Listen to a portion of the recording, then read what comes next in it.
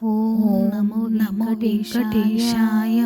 ಪವಿತ್ರವಾಣಿ ಮನಸ್ಸಿಗೆ ಶಾಂತಿ, ಜೀವನಕ್ಕೆ ದಾರಿ. ಚಾನಲ್ನ ಸಮಸ್ತ ಆತ್ಮೀಯ ಭಕ್ತರಿಗೆ ಸುಸ್ವಾಗತ. ನಮ್ಮ ತಿರುಮಲ ದೈವಿಕ ಯಾತ್ರೆಯ ಭಾಗವೊಂದರಲ್ಲಿ ನಾವು ಮನೆಯಲ್ಲಿ ಮಾಡಬೇಕಾದ ಪವಿತ್ರ ಸಿದ್ಧತೆಗಳು, ಅಭ್ಯಂಗ ಸ್ಥಾನ, ಮನೆಯ ಮಹಾ ಸಂಕಲ್ಪ ಮತ್ತು ಮುಡಿಪಿನ ನಿಯಮಗಳನ್ನು ವಿಸ್ತೃತವಾಗಿ ತಿಳಿದಿದ್ದೆವು.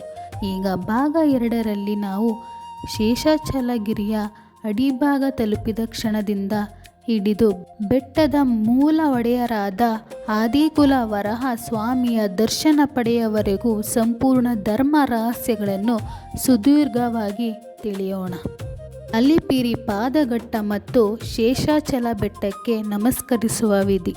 ನಾವು ತಿರುಪತಿ ಪಟ್ಟಣದಿಂದ ತಿರುಮಲ ಬೆಟ್ಟದ ಕಡೆಗೆ ಪಯಣ ಬೆಳೆಸಿದಾಗ ಮೊದಲು ತಲುಪುವುದೇ ಅಲಿಪಿರಿ ಅಥವಾ ಶ್ರೀವಾರಿ ಮೆಟ್ಟು.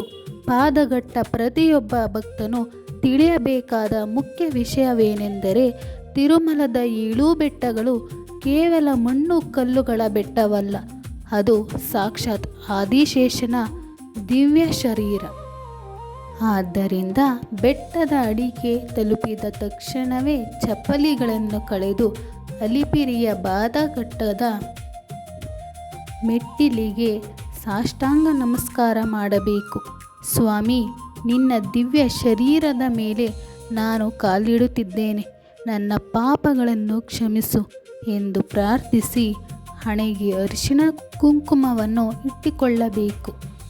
ಪಾದಯಾತ್ರೆ ಮಾಡುವವರ ಮಡಿ ಮತ್ತು ಶ್ರೀವಾರಿ ಮೆಟ್ಟು ನಿಯಮ.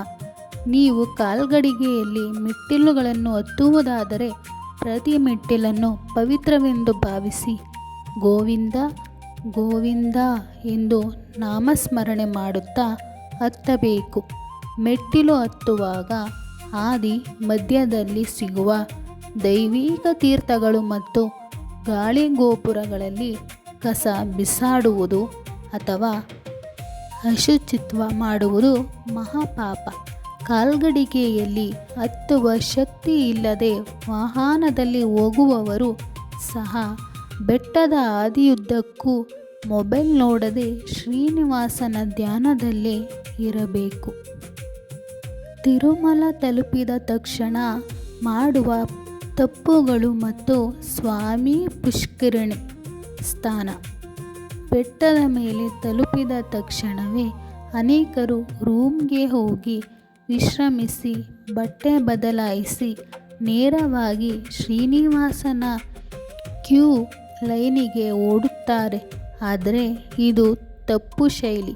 ತಿರುಮಲದ ಗಿರಿಗೆ ಕಾಲಿಟ್ಟ ನಂತರ ನಮ್ಮ ಶರೀರದ ಸಕಲ ಮೈಲಿಗೆಗಳು ಮತ್ತು ಪಯಣದ ಆಯಾಸ ಕಳೆಯಲು ಅತ್ಯಂತ ಪವಿತ್ರವಾದ ಜಲವೆಂದರೆ ಸ್ವಾಮಿ ಪುಷ್ಕರಣಿ ಸರೋವರ. ವೈಕುಂಠದಿಂದ ಸಾಕ್ಷಾತ್ ಭೂಲೋಕಕ್ಕೆ ಇಳಿದು ಬಂದ ಪವಿತ್ರ ತೀರ್ಥವೇ ಈ ಪುಷ್ಕರಣಿ. ಈ ಸರೋವರದ ನೀರನ್ನು ತಲೆಯ ಮೇಲೆ ಪ್ರೋಕ್ಷಣೆ ಮಾಡಿಕೊಳ್ಳುವುದು ಅಥವಾ ಪುಷ್ಕರಣಿಯಲ್ಲಿ ಮಡಿಯಿಂದ ಮುಳುಗಿ ಏಳುವುದು ಅತ್ಯಂತ ಶ್ರೇಷ್ಠ. ಇದು ನಮ್ಮ ಶರೀರ ಮತ್ತು ಮನಸ್ಸಿನ ನಕಾರಾತ್ಮಕ ಶಕ್ತಿಯನ್ನು ಕ್ಷಣಾರ್ಧದಲ್ಲಿ ಕರಗಿಸುತ್ತದೆ. ಮೂಲ ಒಡೆಯ ಆದಿಕುಲ ವರಹ ಸ್ವಾಮಿ ದರ್ಶನದ ಮಹಾರಹಸ್ಯ. ಪುಷ್ಕರಣಿಯ ದಂಡದಲ್ಲೇ ಕಲಿಯುಗದ ಅತಿ ದೊಡ್ಡ ದೈವಿಕ ರಹಸ್ಯ ಹೊಂದಿದೆ. ಅದೇ ಶ್ರೀ ಆದಿಕೋಲ ವರಹ ಸ್ವಾಮಿ ದೇವಸ್ಥಾನ. ಭವಿಷ್ಯೋತ್ತರ ಪುರಾಣದ ಪ್ರಕಾರ ಶ್ರೀನಿವಾಸನು ವೈಕುಂಠದಿಂದ ಭೂಲೋಕಕ್ಕೆ ಬಂದಾಗ ಈ ಇಡೀ ಶೇಷಾಚಲ ಪವಿತ್ರವು ಸಾಕ್ಷಾತ್ ಭೂವರ ಸ್ವಾಮಿಯ ಆಡಳಿತದಲ್ಲಿತ್ತು. ಶ್ರೀನಿವಾಸನು ವರಹ ಸ್ವಾಮಿಯಿಂದ ಈ ಶೇಷಾಚಲ ಬೆಟ್ಟದಲ್ಲಿ ವಾಸಿಸಲು ಜಾಗವನ್ನು ಸಾಲವಾಗಿ ಪಡೆದನು. ಆಗ ಶ್ರೀನಿವಾಸನು ವರಹ ಸ್ವಾಮಿಗೆ ಒಂದು ದಿವ್ಯ ಮಾತು ಕೊಟ್ಟಿದ್ದನು. ಸ್ವಾಮಿ, ಕಲಿಯುಗದಲ್ಲಿ ನನ್ನನ್ನು ನೋಡಲು ಬರುವ ಪ್ರತಿಯೊಬ್ಬ ಭಕ್ತನು ಮೊದಲು ನಿನ್ನನ್ನು ನಮಸ್ಕರಿಸಿ ನಿನ್ನ ದರ್ಶನ ಪಡೆದ ನಂತರವಷ್ಟೇ ನನ್ನ ಬಳಿಗೆ ಬರಬೇಕು.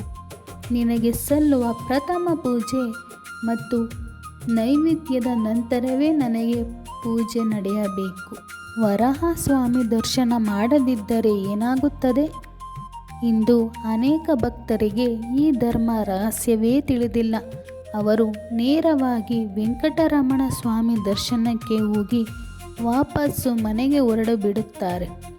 ವರಾಹಸ್ವಾಮಿಯ ದರ್ಶನ ಪಡೆಯದೆ ಹೋದರೆ ನಮ್ಮ ತಿರುಮಲ ಯಾತ್ರೆಯ ಪೂರ್ಣ ಪುಣ್ಯ ಫಲ ನಮಗೆ ದೊರೆಯುವುದಿಲ್ಲ ಎನ್ನುತ್ತದೆ ಶಾಸ್ತ್ರ. ಆದ್ದರಿಂದ ವೆಂಕಟೇಶನ ಕ್ಯೂ ಲೈನ್ಗೆ ಹೋಗುವ ಮುನ್ನವೇ ವರಾಹಸ್ವಾಮಿಯ ದರ್ಶನ ಮಾಡಿ, ಸ್ವಾಮಿ ನಿನ್ನ ಅನುಮತಿ ಪಡೆದ ಶ್ರೀನಿವಾಸನ ದರ್ಶನಕ್ಕೆ ಹೋಗುತ್ತಿದ್ದೇನೆ, ನಮ್ಮನ್ನು ಹಾರೈಸು ಎಂದು ಸಂಕಲ್ಪ ಮಾಡಿಕೊಳ್ಳಬೇಕು. ದರ್ಶನಕ್ಕೂ ಮುನ್ನ ಅಂತರಂಗದ ಶುಚಿತ್ವ. ವರಾಹಸ್ವಾಮಿ ದರ್ಶನ ಮುಗಿಸಿದ ನಂತರ ನಾವು ಸಾಕ್ಷಾತ್ ಆನಂದ ನಿಲಯದ ಬಂಗಾರದ ಬಾಗಿಲತ್ತ ಹೆಜ್ಜೆ ಇಡಲು ಅರ್ಹರಾಗುತ್ತೇವೆ.